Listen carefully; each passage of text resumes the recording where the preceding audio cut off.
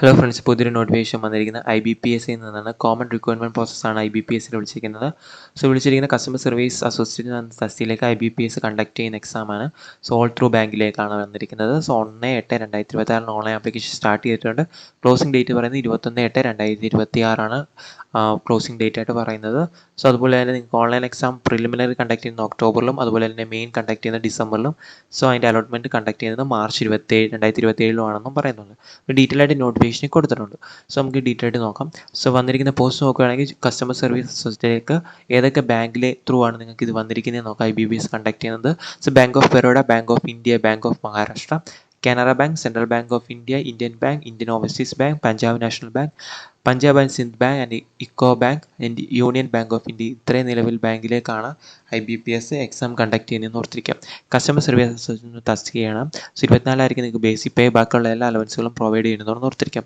ഇതൊരു ക്ലറിക്കൽ ബേസിസിലുള്ള ജോബാണ് ബാങ്കിൽ നിന്ന് ഓർത്തിരിക്കാം. ഇതിലേക്കാണ് നമ്മൾ നോക്കാൻ പോകുന്നത്.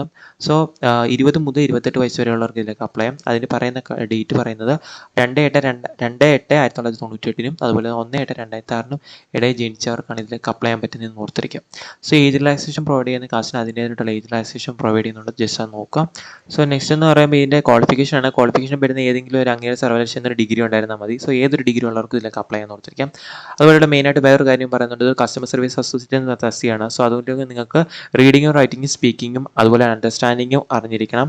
ഏതാണോ നിങ്ങൾ പ്രിഫർ ചെയ്യുന്ന സ്റ്റേറ്റ്, ആ സ്റ്റേറ്റിൻ്റെ ലാംഗ്വേജ് നിങ്ങൾ എന്തായാലും അറിഞ്ഞിരിക്കണമെന്നാണ് ഇവിടെ മെൻഷൻ ചെയ്തിരിക്കുന്നത്. അതുപോലെ തന്നെ കമ്പ്യൂട്ടർ ലിറ്ററസി ഉണ്ടായിരിക്കണം. അത് operating and working knowledge of computer system ആണ്, മാൻഡേറ്ററി ആണെന്ന് ഓർത്തിരിക്കാം. പിന്നീട് ഇവിടെ മെയിനായിട്ടൊരു കാര്യം പറയുന്നത്, നിങ്ങൾക്കിപ്പോൾ റിസൾട്ട് വെയിറ്റ് ചെയ്യുന്നവരാണെങ്കിൽ അവരുടെ final result should be declared on or before 21/8/2006 മുന്നേ റിസൾട്ട് പബ്ലിഷ് ചെയ്യണം. എങ്കിൽ മാത്രമേ നിങ്ങൾക്ക് ഇതിലേക്ക് അപ്ലൈ ചെയ്യാൻ പറ്റത്തുള്ളൂ എന്നും കൂടെ ജസ്റ്റ് ഓർത്തിരിക്കാം. അതായത് ഒറിജിനൽ നിങ്ങളിപ്പോൾ നിങ്ങളിപ്പം ക്വാളിഫൈ ചെയ്തിട്ട് ഫൈനൽ ഡോക്യുമെൻറ്റ് വെരിഫിക്കേഷന് പോകുന്ന സമയത്ത് നിങ്ങളുടെ സർട്ടിഫിക്കറ്റ് ഇഷ്യൂ ചെയ്തത് ഡേറ്റ് 21/8/2026 ആഫ്റ്റർ ആണെങ്കിൽ നിങ്ങളത് റിജക്റ്റ് ആകും. അതുകൊണ്ട് ജസ്റ്റ് ഓർത്തിരിക്കുക. ആപ്ലിക്കേഷൻ ഫീസ് വരുന്നത് 175 രൂപയാണ്. SC/ST PWD ESM DSM കാൻഡിഡേറ്റ്സിന് 850 രൂപയാണ്. മറ്റ് വരുന്ന എല്ലാ കാൻഡിഡേറ്റ്സിനും GST ഉൾപ്പെടെയാണ് അവിടെ മെൻഷൻ ചെയ്തിരിക്കുന്നത്. ഇനി നിങ്ങൾക്ക് ഓൺലൈൻ എക്സാം ഉണ്ട്, പ്രിലിമിനറി മെയിൻ എക്സാം കണ്ടക്ട് ചെയ്യുന്നുണ്ട്.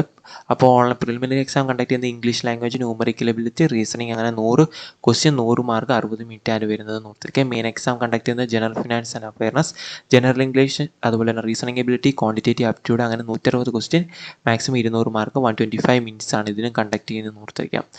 നമുക്കിനി നെക്സ്റ്റ് നോക്കേണ്ടത് മീഡിയം ഓഫ് എക്സാമിനേഷൻ കണ്ടക്ട് ചെയ്യുന്നത് കേരളയിലാണെങ്കിൽ ഇംഗ്ലീഷ്, ഹിന്ദി, മലയാളത്തിൽ നിങ്ങൾക്ക് ലാംഗ്വേജ് ചൂസ് ചെയ്ത് എക്സാം അറ്റൻഡ് ചെയ്യാവുന്നതാണെന്ന് ഇവിടെ മെൻഷൻ ചെയ്തിട്ടുണ്ട്. Online application candidate will be provided for the option to indicate version of test medium of English for the examination എന്ന് പറയുന്നുണ്ട്. നിങ്ങൾക്ക് എക്സാമിനേഷൻ ചൂസ് ചെയ്യാം. English or Malayalam or Hindi നിങ്ങൾക്ക് ചൂസ് ചെയ്യാവുന്നതാണ്. ഇനി പെനാൽറ്റി ഉണ്ട്, 0.25 ആയിരിക്കും പെനാൽറ്റി കിട്ടുന്നതെന്ന് ഓർത്തിരിക്കുക. അത് റോങ് ആൻസർ നിങ്ങൾക്ക് നെഗറ്റീവ് മാർക്ക് കണ്ടക്ട് ചെയ്യുന്നുണ്ടായിരിക്കും. ഇനി examination centre will be conduct on online base across many online preliminary exam and those who online main exam is available in the annexure 2 എന്ന് പറയുന്നുണ്ട്. ഇനി candidates may be allocated the centre of exam outside the state or vacancy she is applying എന്നും mention ചെയ്തിട്ടുണ്ട്.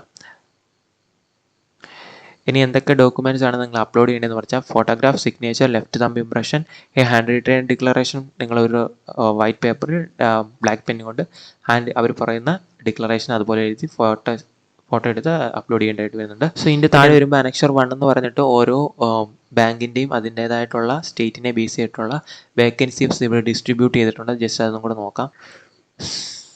കേരളത്തിൽ വന്നിരിക്കുന്ന vacancy നോക്കാം. Bank of Baroda total vacancy 35 ആണ്. Bank of India ഇതിന് റിപ്പോർട്ട് ചെയ്തിട്ടില്ല. Then bank of Maharashtra 20 vacancies, Canara bank 5 vacancy, central bank of India 33 vacancy, Indian bank 5 vacancy, Indian overseas bank report ചെയ്തിട്ടില്ല. Punjab national bank 1 vacancy, Punjab and Sindh bank 0 vacancy, UCO bank 9 vacancy, union bank of ഇന്ത്യയും ഇതുവരെ report ചെയ്തിട്ടില്ല. അങ്ങനെ total കേരളത്തിൽ വന്നിരിക്കുന്നത് 108 വേക്കൻസിയാണ്.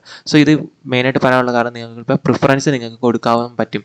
ഇതിൻ്റെ ലാസ്റ്റിൽ നിങ്ങൾക്ക് പ്രിഫറൻസ് കൊടുക്കാൻ നിങ്ങളുടെ ബാങ്കിൻ്റെ ചൂസ് ചെയ്ത്.